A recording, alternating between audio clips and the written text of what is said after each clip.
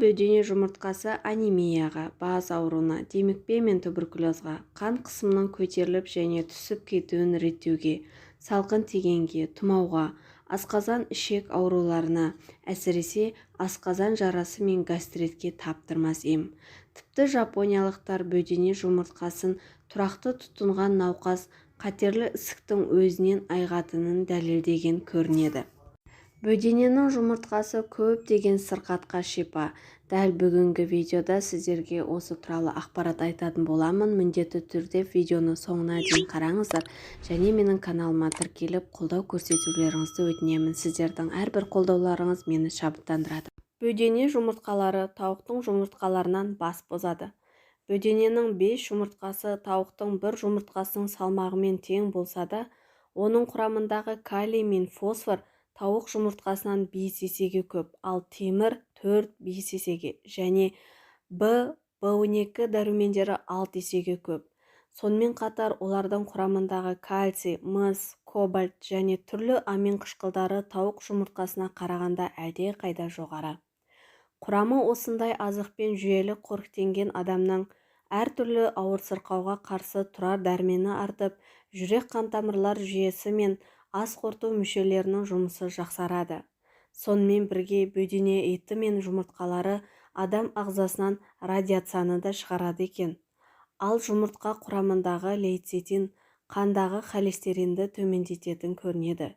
Егер тәулігіне бөдененің 4-5 жұмыртқасын тұрақты тұтынса, ер адамның күш-қуаты артады. Қалыпты дене қызуы 42 градуста болғандықтан, оның сальмонеллез, құс тұмауы сияқты жұқпалы дерттерге қарсы тұру қабілеті күшті.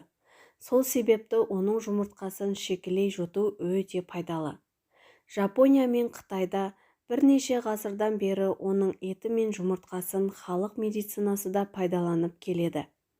Тіпті Жапонияда мектеп оқушысының таңертеңгі ас мәзіріне бөдененің 2 жұмыртқасы міндетті түрде енгізіледі екен. Бұл балаларды бөртпе мен диатезден құтқарады, баланың ойлау қабілетін арттырады. Сонымен қатар адам организмдегі темір қалдықтары мен шлактарды тазартады. Бөдененің еті холестеринсіз, ал жұмыртқасы дәрумендер мен микроэлементтерге өте бай. Сондықтан мамандар бөдене жұмыртқасын әсіресе балаларға, қарттарға, аяғы ауыр және емізулі баласы бар әйелдерге, сырқат және әлсіз жандарға жиі тұтынуға кеңес береді. Себебі бұл өнім адамның иммунитетін көтеріп, сергітетін қуаты мол. Сонымен қатар жұмыртқаның аршылған қабыршағын тастамай, жуып, газ немесе пеште сәл кептіріп, ұнтақтап, оны ірімшік, айран, тамаққа, болмаса суға 1 шай қасықтан қосып ішуге кеңес береді. Өйткені оның құрамында 90% кальций мен 27 микроэлементтер бар. Ал зерттеулерге сүйенсек, дәріханаларда сатылатын кальцийлерге қарағанда бөдене жұмыртқасы қабығындағы кальций адам ағзасына өте сіңімді.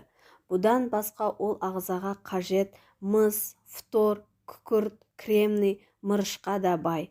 Сондықтан ұсақталған жұмыртқа қабығын балалар мен жүкті келіншектерге ұсынған абзал. Ағзадағы кальцийдің молайып сүйектердің қатаюына игі ықпалын тигізеді. Тістердің маржандай тізіліп, бүлінбеуіне де әсер етеді.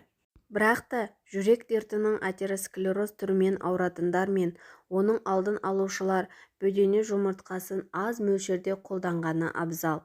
Бөдененің жұмыртқалары тауықтың жұмыртқаларына қарағанда тез піседі, сондықтан оны жұмсақ етіп пісіру үшін 1,5-2 минут жеткілікті. Ол 5 минутқа дейін созылады. Сонымен қатар бөдененің жұмыртқасын әртүрлі ауруларды емдеу үшін қолдануға болады. Мысалы, диабетпен ауыратындар үшін. Олар аптасына 6 бөдене жұмыртқасын жеуге кеңес береді. Бұл жағдайда қанттың мөлшерін 2 бірлікке азайтылуы мүмкін.